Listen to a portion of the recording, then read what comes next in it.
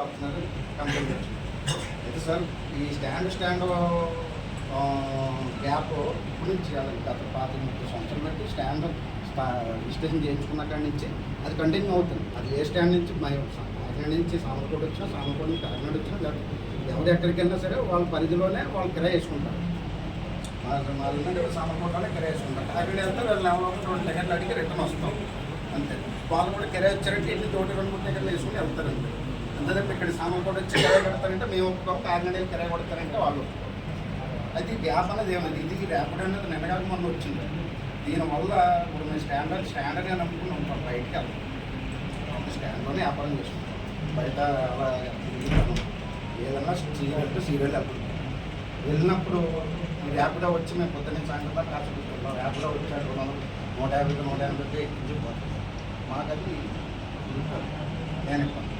దానివల్ల అటు తీసుకెళ్ళేది మావాడే అంటే ఆటోడే. కానీ మేమున్న పరిస్థితిని బట్టి మేము అక్కడ ఉన్న పొద్దున్న సాయంత్రం దాకా సీట్లు వేసుకున్న పరిస్థితిని బట్టి అక్కడ మేము బళ్ళు వెళ్ళలేదు, ర్యాపిడోలు వెళ్తాం. ర్యాపిడోలకి ఇప్పుడు మీరు చెప్పినట్టు ర్యాపిడో ఆన్లైన్ కాబట్టి ఎక్కడికైనా రావచ్చండి. అయితే తక్కువ కావాలనుకున్నప్పుడు ర్యాపిడో ఎక్కడ వరకు ఎవరు వస్తుందో అక్కడికి వెళ్ళాలి. ఇప్పుడు రైల్వే స్టేషన్ దిగితే రైల్వే స్టేషన్ ఆటో ఉందనుకోండి, 50 రూపాయలు ఎక్కువ తీసుకుంటాం. బయట స్టాండ్ ఉందనుకుంటే 50 రూపాయలు తక్కువ తీసుకుంటాం. 50 రూపాయలు తక్కువ కావాలనుకున్నప్పుడు బయటకు వచ్చి కిరాయి కట్టించుకుంటాడు ఆటో. 50 రూపాయలు నా కాళ్ళ దగ్గర ఆటో కావాలనుకుంటే 50 రూపాయలు ఎక్స్ట్రా వచ్చి కాళ్ళ దగ్గరికి వచ్చేలా చేసుకుంటాం. కానీ ఈ ర్యాపిడో అన్నది దాని సిస్టమ్ అన్నది మేము ఉన్నా సరే అది వెళ్ళిపోతుంటే మా పరిస్థితి అయిపోతుంది.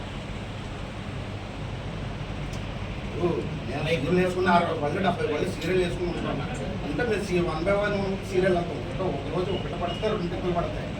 మరి ఈ ర్యాపిడో తిరిగి వెళ్తుంటే మన పరిస్థితి అందులో పాయింట్ ఇచ్చారని చెప్పేసి అన్నారు. అవును, ఒక పాయింట్ ఇచ్చారని చెప్పేసి అన్నారు. ఆ పాయింట్ పెట్టుకునేవాళ్ళు సామర్లకోట లేదు సార్ ఆటో